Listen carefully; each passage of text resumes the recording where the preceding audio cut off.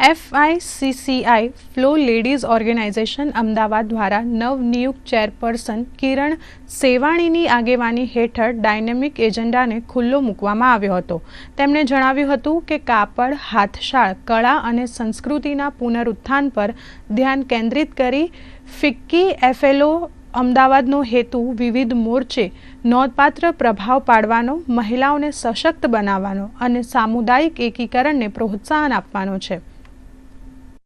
इस साल हर चीज़ को वापस से लाना चाहते हैं. Textile, handloom, food, culture, art, music, along with empowering बहुत सारी लेडीज़ जो हमारी गुजरात में हैं, जो इन सेक्टर्स में हैं, जो टेक्सटाइल, हैंडलूम में हैं, जो छोटे छोटे विलेजेस हैं जहाँ पर बहुत सारे सब ये dying arts, dying cuisines, dying textiles हैं, उन सबको हम आइडेंटिफाई करेंगे.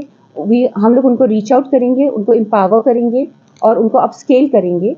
And we will try and look at all of these sectors in revival. हम रिवाइवल में जितना हो सकता है, जितने भी विलेजेस या लेडीज़ हैं उनको एम्पावर करेंगे. That is our vision for the year.